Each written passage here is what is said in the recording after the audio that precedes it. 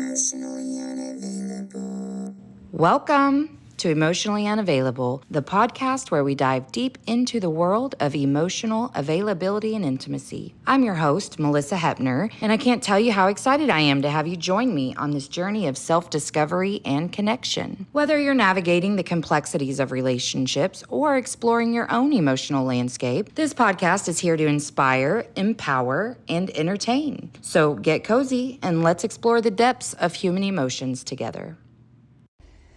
Hey guys, happy Wednesday. I'm going to do a quick intro before my day gets really busy because my evening's really booked too, so I don't want to forget to do this and be like, So it's going to be quick. Today's guest is LD Marie. I'm going to just read you her bio that she sent me. LD Marie is just a big girl with a great smile. She's the bold and brilliant voice behind the upcoming podcast, Let Them See Your Mind. With over a decade of experience in social work across the U.S., she took a leap across the pond to the United Kingdom to expand both her professional scope and personal journey. Blending her passion for social media with her love for real, unfiltered conversations, LD Marie created a platform that dives into the heart of what matters: social work, life as an American expat, travel, pop culture, and politics. Her podcast brings fresh perspectives, thought-provoking dialogue, and a whole lot of personality. Authentic, insightful, and always rocking that great smile, LD Marie is here to let the world see her mind and encourage you to open yours. So I will include a link to her show in the show notes. And we had a really good conversation. It was fun learning how the process works to end up from America to the UK. But I'm in a little bit of a hurry, so I'm going to leave it at that. Thank you, LD, for your time. I had a great time, and hope you guys enjoy. Emotionally unavailable. Hi. I'm so sorry. I just came from work No and worries. I had to set up. Yeah, no problem at all. I was just chilling. I was on a little social media, you know. How are you? Are you good? Did you have a good day? I'm doing good. Let me see if I can get some light in here. There we go. Now you can see it. Hey, I can see you. My lighting is always so weird in my room. I guess one of our little bulbs is burnt out. Maybe that would help. Okay, I'm going to be really honest. All I know is that Rena said we'd be a good match. That's it. So I just haven't had time. So would you mind telling me about yourself? So I go by LD Marie online. So I have a podcast called Let Them See Your Mind. And I talk about like my journey as being American expat over here. I moved over to the United Kingdom in 2021. And I said, there's need to be more people that do this. And I have a lot to say. So I started the podcast in November 2021. And the premise of it is just talking about letting them in on what my mind is thinking about. And so I talk about just 5 things about around my show. Is about me being American expat, traveling, being a social worker here in the United Kingdom, and then a little bit of pop culture and politics. And so we have a good time over there. And I've had cool. I have a different guest on and did vlogs and everything else in between, and I just had a good time with it. And so I'm hoping that this year is the year that I start being a little bit more consistent about it and getting to the point where I can expand my audience and let people into this world that I call home, just for the time being, because who knows, in the next 2-3 years I may go somewhere else. So yeah, and I just love talking about people things. I love that. Well, I have a quick question, just because I'm a social worker here in Oklahoma.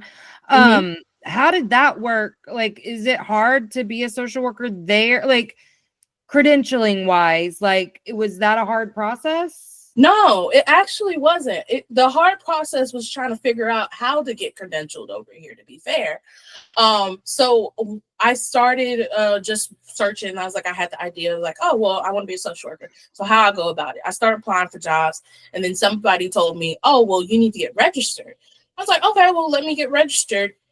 in the places I want to go. And so England was one of the places, and they have their whole registration system, and it's completely different than, you're in Oklahoma, I'm from Texas. So it's completely different from over there. Like in the state of Texas, you can't consider yourself a social worker until you're licensed. Right. Over here, once you graduated with like a certification in social work, you are a social worker. Like you're diving in, you're working, like you've done your like ASYE, basically like what we would call like an apprenticeship or practicum. Practicum and everything else. And so so how I found out is like I found out through this country, it's Social Work of England. And so what I had to do was prove that my credentials were just as equivalent to their credentials and what they've gone through as far as classes, work ethic, what jobs I've been considered, everything else, and just sent that all over to Social Work of England. I had to pay a little bit more because, of course, I'm out of the country. Mm-hmm. And then they approved everything, and which that was a journey in itself, which I talk about in one of my episodes of how I actually got registered. But other than that, it's fairly simple, but you need to be on top of stuff in order to make sure that you're registered here. Okay, so that would be a little different, just because I've gotten real lucky with our state licensing board, because like, like for instance, CEUs, I'll be waiting to the last minute every year. I'm talking the middle of December. I'm still like, I still need 3 live hours. What am I going to do? And then I paid for one and forgot to show up to it. And I was like, it's December. How am I going to get another one? And I did. I made it work. But I was stressed. And if they weren't just sitting there waiting for me to submit when they count as CEUs, we have to do like a whole, like, not like practicum, but just like a review. And so it was used to, you only have to do one. It was a peer review and you only have to do one. And then now they upgraded it to 2. And so like one, it's like going to a training or a supervision or whatever, and you just type up what you talked about. And then there's the other one's a peer review. And so you have to talk about what you kind of talk about. So like even today here, me talking to you on the podcast about social work in the UK, I can use that as what they call it. I don't remember on the top of my head at this stage, but I can use it one of those, and that can be my 2 for the year. That's and that, so cool. That has to be doing that. Yeah. Wow. Well, that's awesome. What are you doing for work there? I mean, I know you're a social worker, but what do you do? Yeah. So I am what is called a MASH social worker. So that MASH stands for multi-agency safeguarding and assessment. So my role is that when the first referral comes into the service for children's services, I'm the initial contact point. I'm like the front door. So before you get into the system, I'm the first person that you talk to in relation to like an actual social worker. And I triage cases. So I would like get information, gather information, talk to other agencies, do MASH assessments, and kind of gather information to kind of determine if the social worker needs to come out, or if we need to triage this over to like first steps or early help, early years, that type of thing, or just revert back to the community, or just shut it down altogether. And so that's my role. And I've been doing that for, I would say it'll be 2 years in November. That's previously, before I joined that role, I was a social worker in child protection. So I was in a team called CAST, which I don't remember the acronym for CAST right now, but it's basically the combination of investigation, long-term intervention, assessment, and anything else that you want to throw to a social worker. Basically, you're that main person. Mm-hmm. So I was once it came from the MASH team, I was the person that went out and did investigations. After the investigations and conducting the assessment, I was also the social worker that did a long-term intervention. So like if we want to put a child on a plan to reduce risk or safeguarding concerns, then it would be like either one or two plans. It would be like what we would call a child in need plan or a child protection plan. And so I would be that social worker doing that intervention engagement during that time. And that would be long intervention work. And if that case needed to go to court, I would still be that social worker to take that case to court. I would be writing court reports. I would present evidence. If a child is removed from their parents' care, I would be the social worker to be transitioning them to their social, not the social worker, but their foster care, or they're very big over here on using family and friends.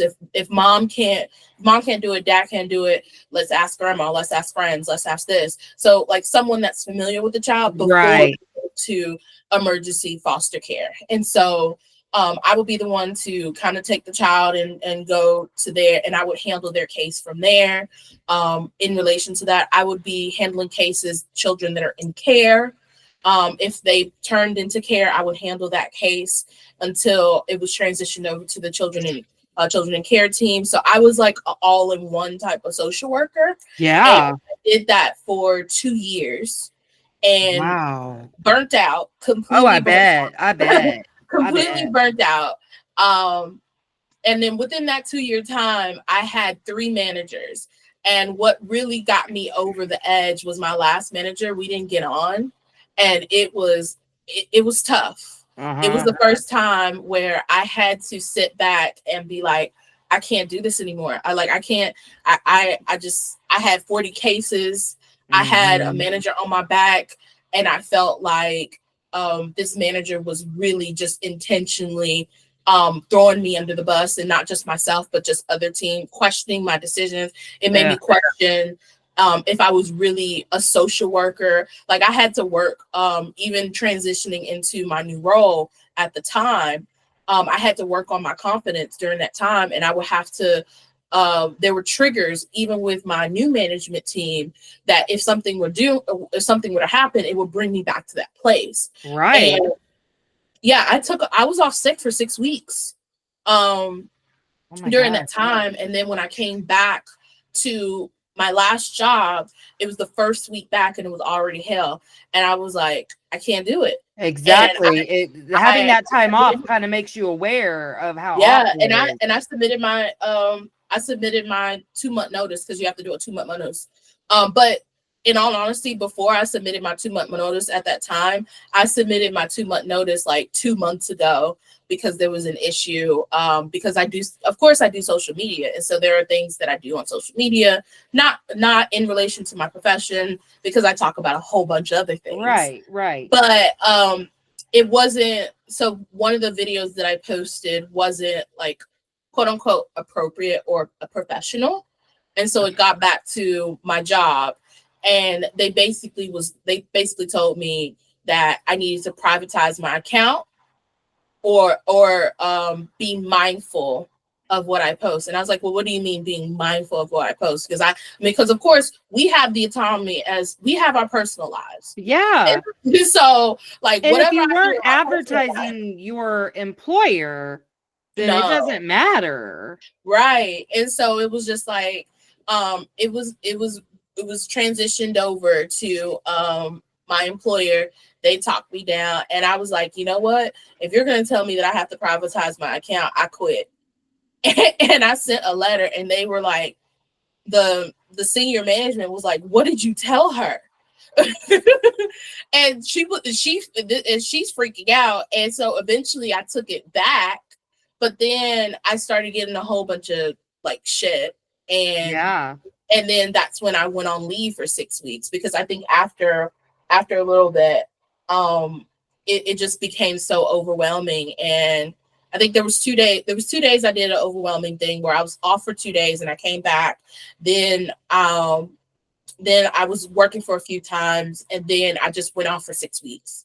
And then that first week I went back, I was just still getting the same shit from my manager. And I was like, you know what? I quit. And that was a 2-month notice. I didn't have a job. Being Were you in the United scared? Kingdom, if you're being in the United Kingdom and you're on a visa, once you quit your job, 2 months after you quit your job, you got to leave the country. Yeah. So it was like, I had to go on overdrive. I had to basically like sit here like, okay, so it's either I'm going back home or I got to get on my grind and find a job. Oh, that seems so stressful, man. I mean, at the time before I went back to work, I was already planning my escape because at that time it was my 30th birthday. I went to, I was about to say Costa Rica. I always say this. Croatia. There he is, Croatia. So I went to Croatia and it was just so peaceful. I went with my London bestie and we were just in the water. She knew that things were rough at work. And I sat there right then and there, turning 30. I was like, I can't deal with this shit no more. And so the tranquility of where I was there, it was beautiful. Like I had a great time. We were both celebrating our birthdays. And eventually I was like, yeah, I'm gonna go back to work. I'm gonna call in sick. And I'm gonna get a letter and I'm just gonna, during that time of me getting my letter, I'm gonna try to find a new job. And that's when I got in contact with a recruiter to help me search for a job, because in the beginning, my first job search, I didn't use a recruiter. I used I used networking. This time around, I used a recruiter to help me. And so they knew what was up. And then when I got back to work after the 6-week break, because I went on vacation. And then the first day I was supposed to go back to work, I've submitted a doctor's note saying I'm gonna be off for 2 weeks. And then I submitted another doctor's note to be off for another 4 weeks. And that was always very suspicious, because of course you went on vacation and then now you're saying you're sick. Well, I picked up a tropical disease, so you don't know shit about it. That part. So I just I kind of did that and then came back to work, and then the first day I'm getting shit from my manager and all of my team is noticing it. Like literally in the middle of the team, you're not necessarily barking orders at me, because I mean, obviously now I blocked most of it. And so I know it was a particular meeting where I was doing something and she just looked at me, and I don't remember what she said, but it was very disrespectful and rude. And everybody was just looking like, what the fuck? Yeah. And that next Monday, I was like, you know what? Here's my notice. Good for you. Good for you. Because here's the deal.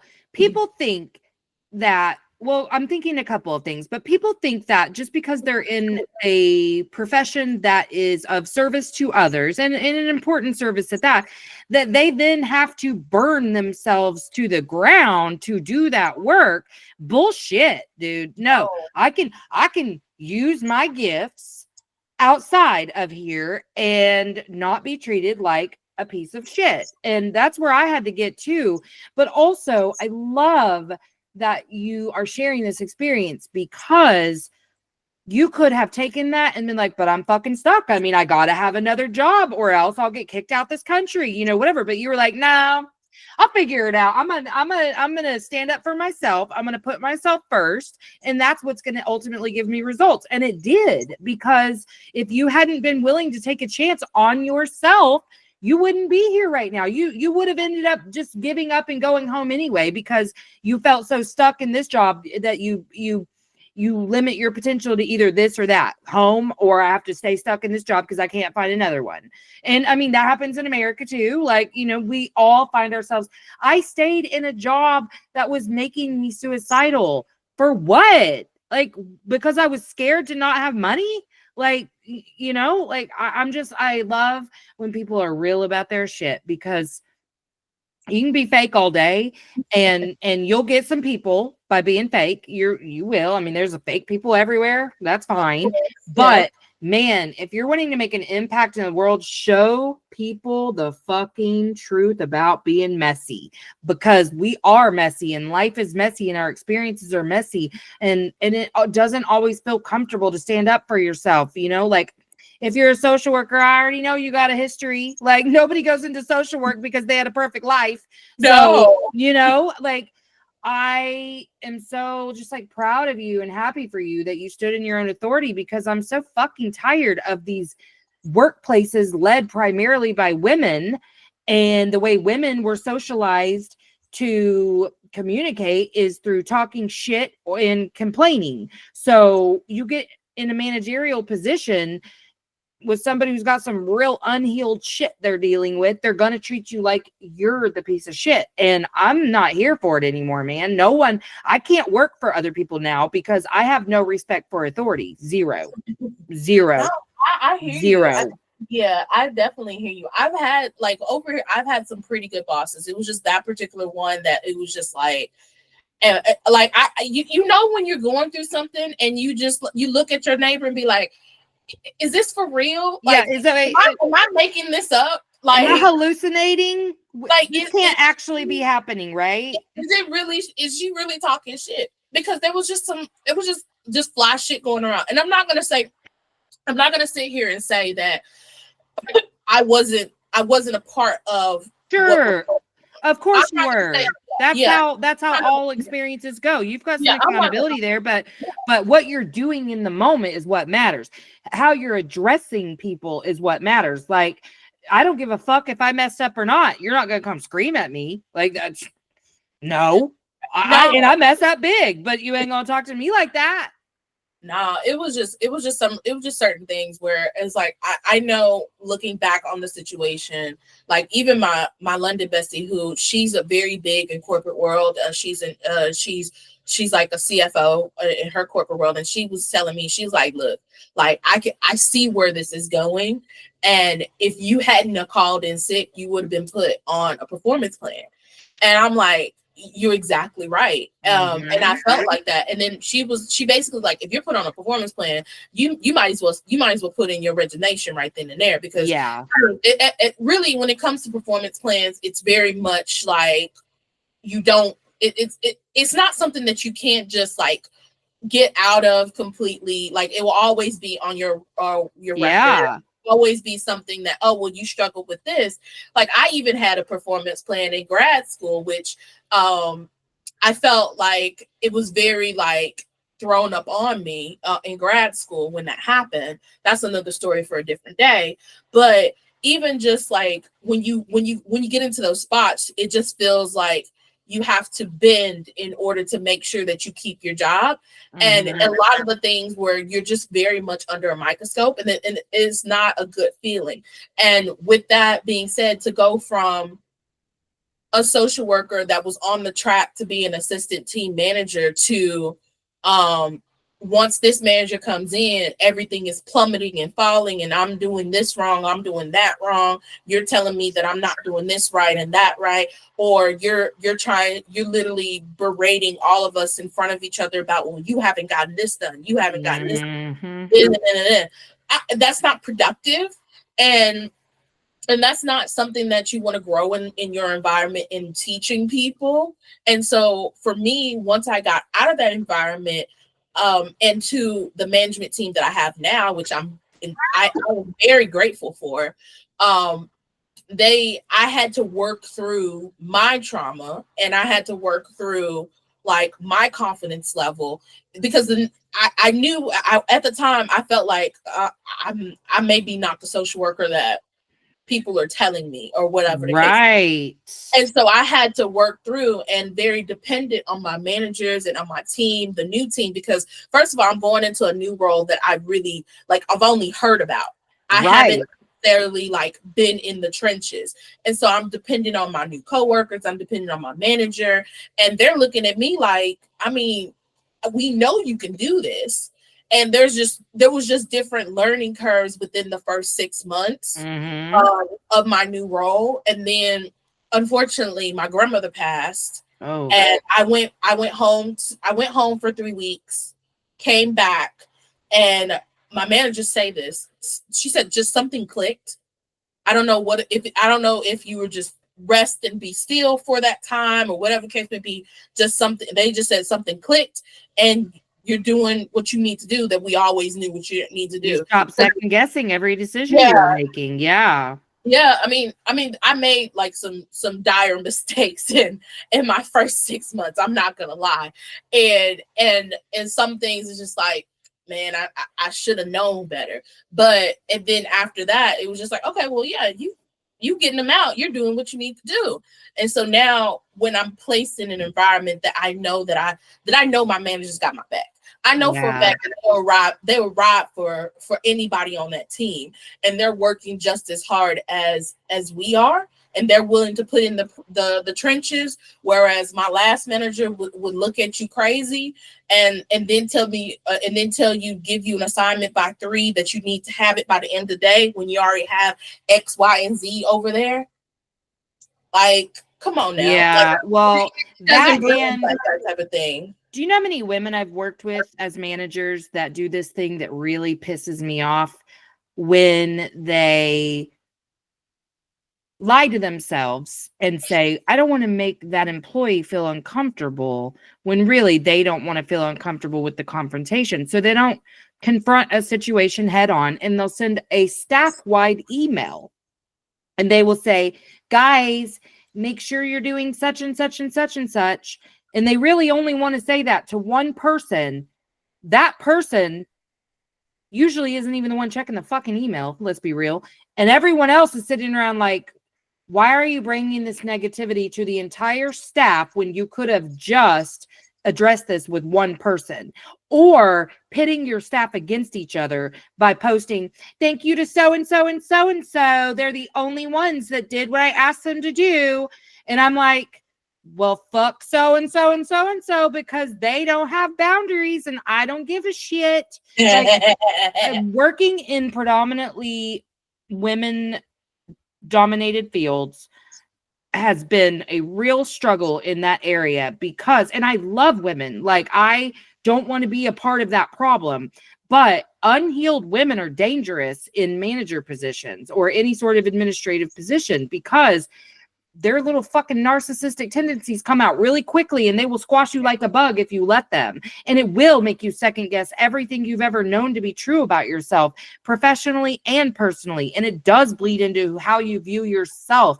And God, it made me like, I really just questioned my worth and value as a human related to a job. Like, ultimately, no matter how much you love your job or how much your job means to you, maybe you feel like it's your purpose on this earth, it doesn't matter how much of any of that is true if you aren't feeling like you're worthy and valuable as a human because you're making normal human ass mistakes in your job. Like, we're going to make mistakes. And sometimes that mistake is oversleeping, or sometimes it is, you forgot to make an appointment, like you didn't show up somewhere you were supposed to be because you forgot to write it down. And you know better because you know if you don't write shit down, you're not going to remember, but you still made the mistake. And I just feel like this is really my message to people when they're wanting to create a better workplace culture. Is like, you got to heal yourself, man. You can't be good to lead anyone because you can only meet people at your level of understanding. And if you don't understand yourself, then you're taking all of your employees' behavior personally. Like that, I was a hospice social worker full time, and then I switched into education primarily as a school counselor.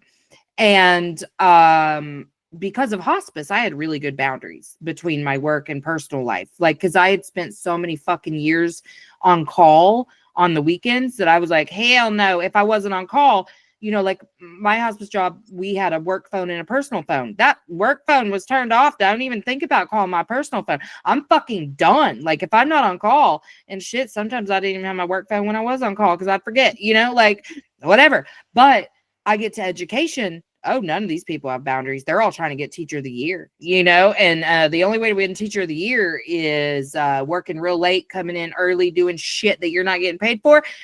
I'm sorry.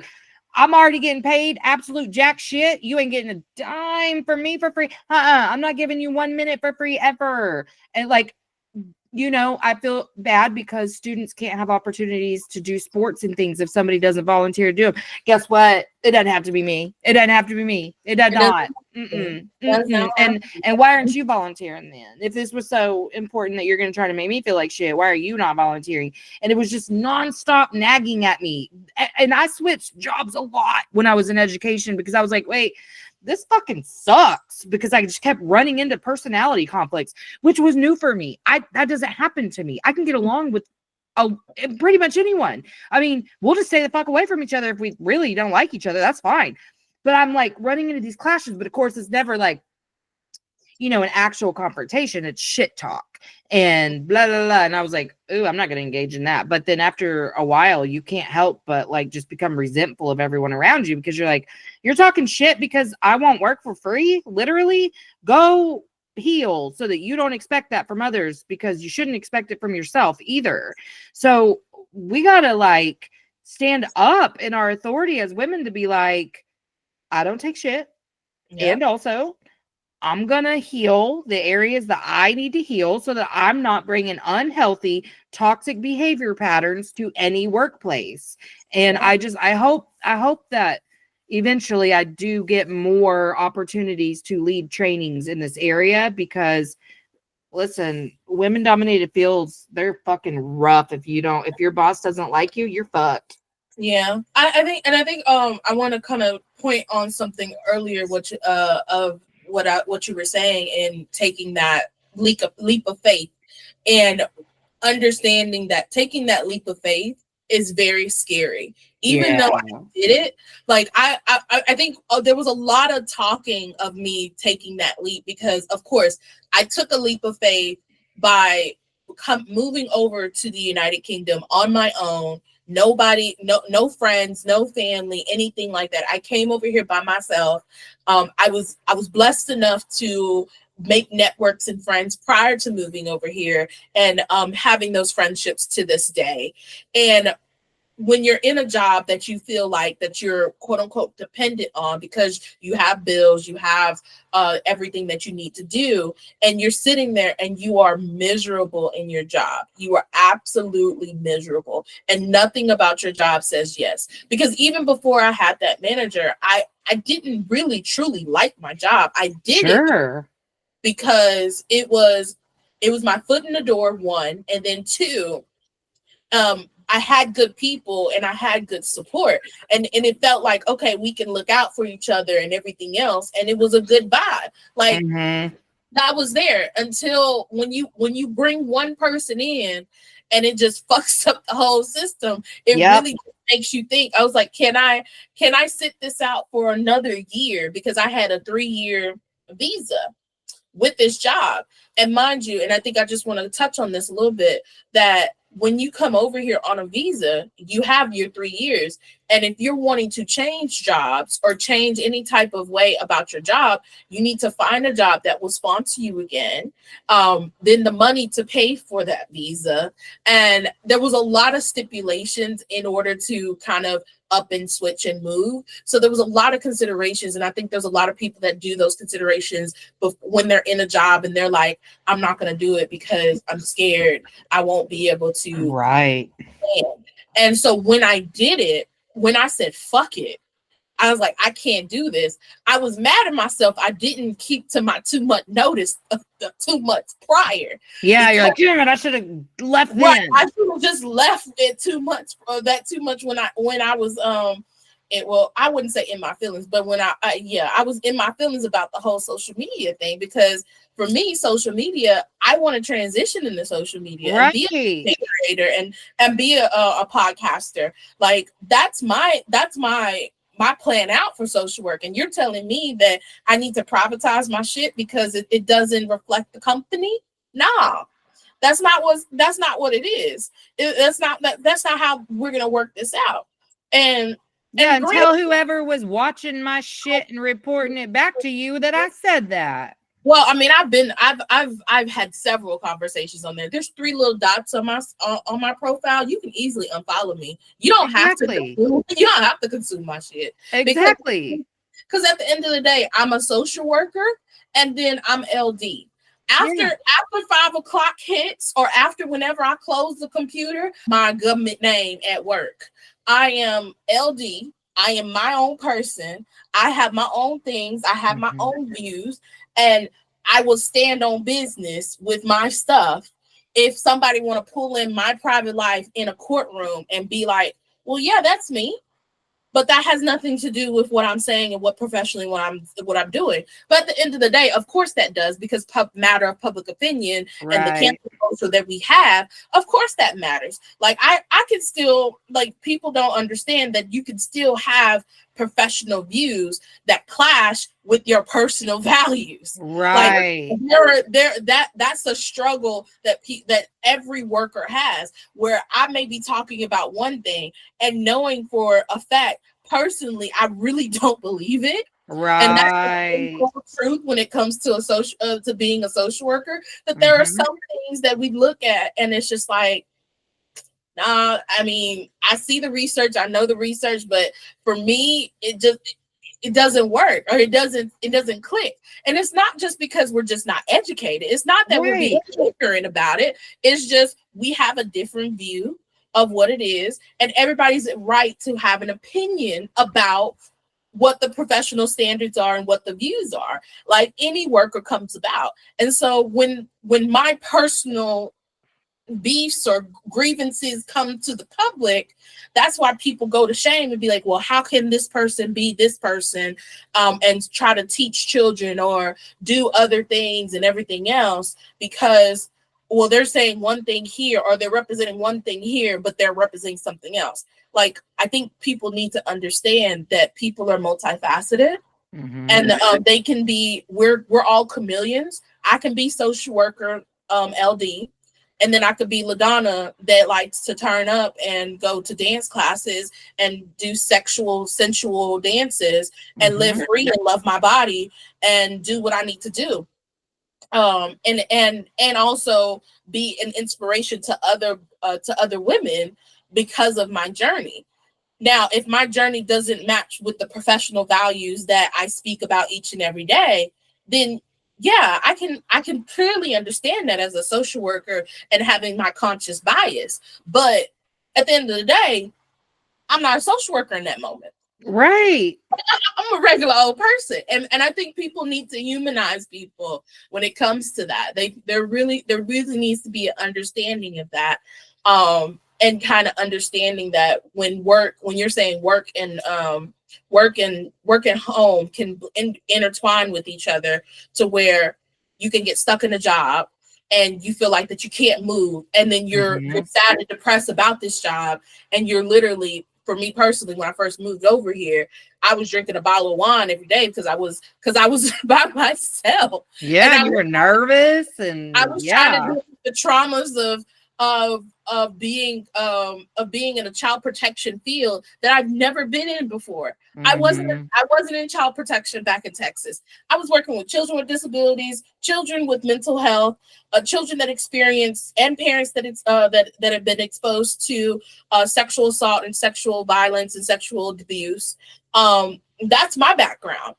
And I did hospital social work. When I come over here, this is the first time I'm doing CPS work. Essentially. Yeah, and most of us don't get into social work to go do the CPS work. Yeah. You know, even though anytime you say social worker, that's what people associate with it.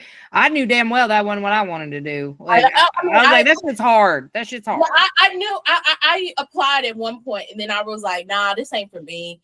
And then I started doing other areas of social work. But this is my first time coming in. But in essence, like, bleeding into home and professionalism is always intertwined, but there also needs to be the understanding of boundaries.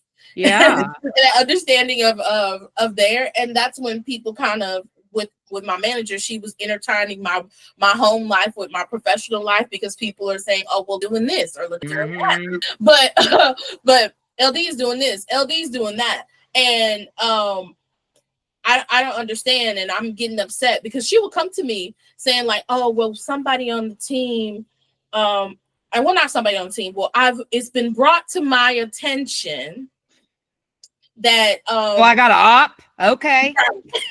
It's been brought to my attention that you were on social media drinking and partying while you were on leave. I'm like, and I mean, I was on mental health leave. If I'm smoking and drinking on my social media, first of all, you don't even know if it was that day. Like, let's get that let's get that clear. You don't even know if that was that first day. Mind you, I went on leave around about the same time as my birthday. So I went out of the country for my birthday. So those could have been events and things that didn't happen on the same day and the same time. So y'all just looking at my social media trying to figure me out. I mean, that's basically kind of how that works out. So it's very important.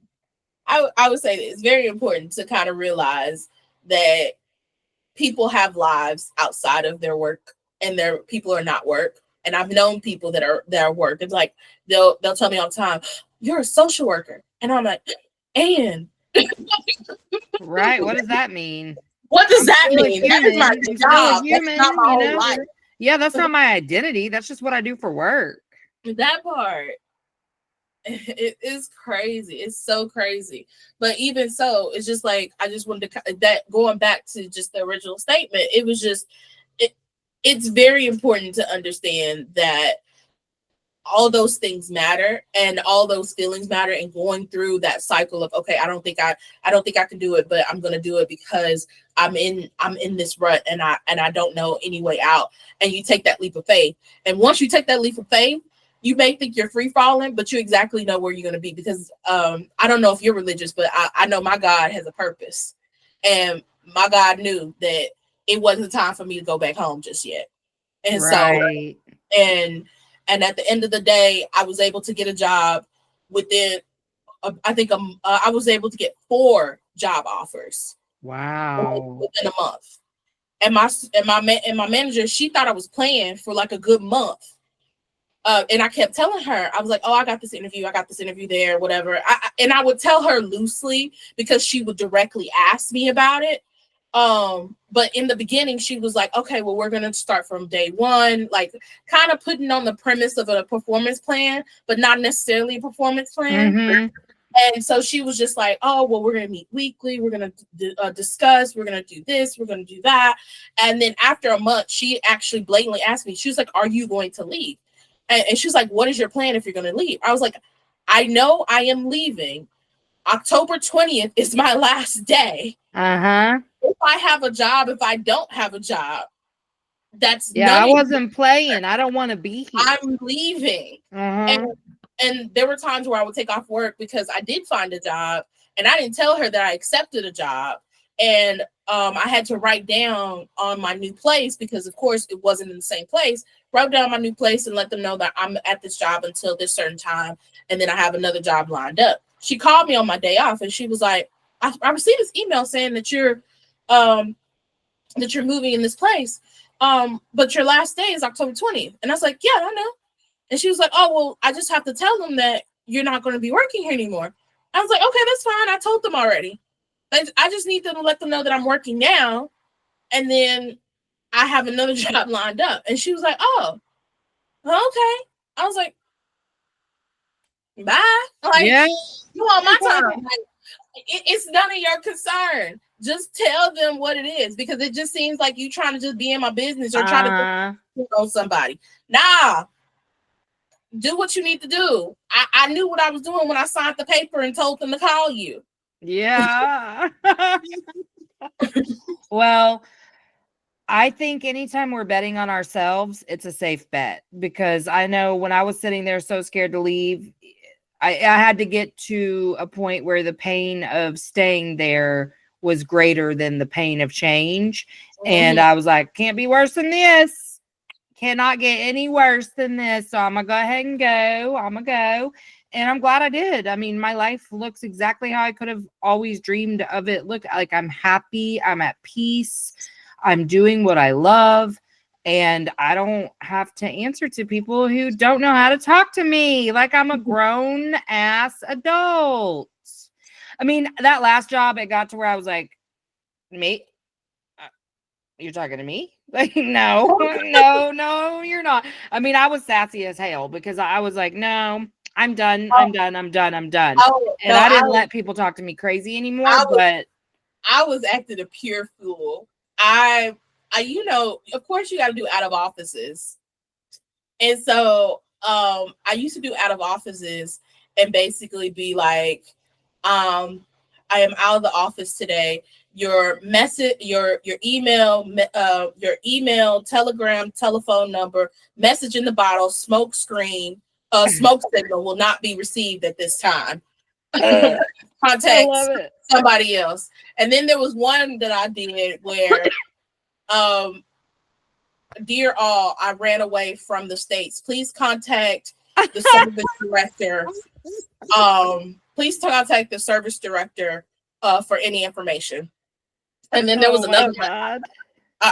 There was another one that said, like, I have gone to the something place. My manager is coming to get me. My manager will come get me if it's an emergency. God, I love it. But you know, when you're standing on business, sometimes you just got to get crazy. No, the last one that really got me in trouble was, I said, once upon a time, there was an overworked social worker. And that decided to run away and never come back. Please email. That's hilarious. Please email. It went out one. It went out to a couple of people, and the service manager shut it down. She said, "Now listen, just say you're out of office, okay? We do not need this." They were basically like, you gotta stop. You gotta stop. After that one, they were like, you can't do that no more. You can't, because that was me being very rebellious. I was like, y'all, I'm sick of y'all. Like, and the thing about it is, everybody thought it was hilarious. Oh, I bet. I mean, I would die. Everybody that stepped out of office, they were like, bruh, check what she wrote. I would die. I would love that shit. I'd be like, yes, you're my people. That's what you are. That is awesome. When I was leaving, I was communicating a lot with like the placement team. And there was this one guy, I was like, I'm leaving on Friday. He was like, what? What do you mean you're leaving? Why are you leaving me? I love it. I worked with him for like 2 days straight on one case because this 15-year-old kid was the ever bane of my bright ash cheek. Like, it was crazy. And we're trying to find him a placement. And you know, teenagers, and so like he was like, yeah, so you're leaving? I was like, yeah, I'm leaving. I'm sorry to tell you. He was like, man, I mean, I actually like you. Yeah, he's like, now I got to go back to these boring people. Right. And so, and that's how normally it is when I'm working with other colleagues. They're like, man, you really cool, because I would treat them like, I would get information. I would call up to the police and be like, hey, what's going on? And if it be somebody that I worked with previously, I was like, hey, so-and-so, how you doing? It's like, good. I was like, oh, okay. You remember to bring me my Coke? I mean, you supposed to bring me the Coke at the meeting. Come on now. You supposed to bring me the Coke. He never gave me the Coke. But yeah, I'll just be playing around. And I was like, hey, I got this case and I'm wondering if my kid got arrested, or I'm just trying to figure out what's going on. Can you look it up for me? And they were like, oh, no, not a problem. Not a problem. And so I would make relationships like that. Yeah. I don't have to wait on the regular line to try to figure out what's going on. I'll call directly and be like, hey, what's good? Yeah. This case so can you look? I know it's not a joint case with us right now, but I'm just wondering if you can look it up for me real quickly. And they will do the same thing. They will call. Yeah, that's me. And I'm like, yeah, of course. Let me. Awesome. I love building those relationships, man. Yeah, it'd be great. It'd be awesome. I'm trying to build them relationships with my current role, but the police are not as cool. The police are not as cool as the ones I used to work with. hilarious. Well, is there anything that you want to make sure that the listeners hear, like from you about this experience? Anything before we wrap up? I would just want to say, just conversation in general. Just come over to my page. Just Okay. experience and enjoy just the different conversations and the different laughs that I experience. And I bring you along with my journey of being here in the United Kingdom. And we just talk about just other different things. We're not just talking about social work. We're not just talking about being an American expat. I'm giving y'all an overview of my travel adventures. I am just talking about like different pop cultures that ideas and topics that resonate with me. And I'm also talking about politics and trying to get y'all to understand why it's important as an American expat to pay attention. Even if you're internationally, you still need to pay attention to what's going on in the States, because you know, ever since Trump in office, everybody over in Europe is scared. They like, I don't know what's going to happen, and they're meeting and they're trying to figure it out, and they're going united against the United States because of the dumb shit that President Trump is doing. Mm-hmm. Absolutely. So where can we find your page? So my page is Let Them See Your Mind. I do my podcast on Apple Music. I do my not Apple Music. Sorry, I do my podcast on Apple Podcasts, YouTube, Spotify, and what's that other one? Amazon Music. There we go. Amazon. Okay, right on. Well, and if you like we're not following each other on social media, I don't think. Not yet, but we got to do that. That way, when I promote the episode, I can make you a collaborator. But also, like, I'll make sure I include your links in my show notes. Yeah, most definitely. And then also, you can follow me on social media at Let Them See Your Mind. And if there's any interest of you coming on the show and we having a conversation, just most definitely come on. Oh yeah, I'd love to. Yeah, most definitely. And we could just talk about what we're doing right now. Yeah. I love organic, natural conversations and letting shit just go where it goes, you know? Most definitely. Well, I really appreciate you coming on. I'm so glad we made this connection. I had such a good time with you. I had a great time with you. You got me up because, like, literally, I was thinking good. Like, at least it made it worth it to come home from a long day of work and have to record. I didn't go to bed last night till 4 a.m. Oh no! Fumes. I was just like, I looked at the calendar. I was like, shit, I have this interview. Yeah. Oh, I feel for you. Because a lack of sleep will make me cranky. It sure will. Oh, I was cranky at work. I was like, y'all leave me alone. I can't. I'm counting the hours. Let me go. Exactly. But now I'm about to last a little bit, and then I'm about to curl up and watch Mad Men. That's my show. Good for you. All right. Well, let's stay connected. Of course. All right. Later. Bye. Emotionally unavailable.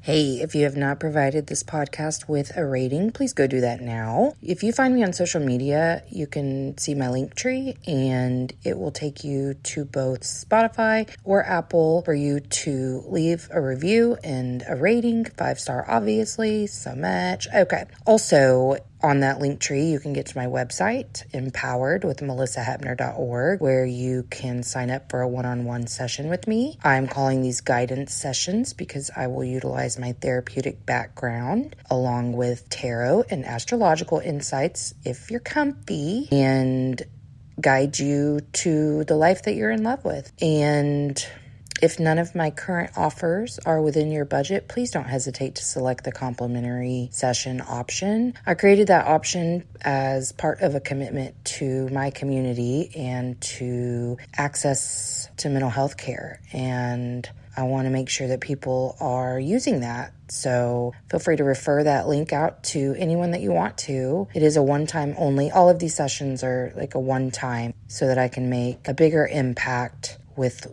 one-time sessions versus recurring sessions. So you can see my menu on my website, and you will also see workbooks and membership communities available. So I hope you'll check.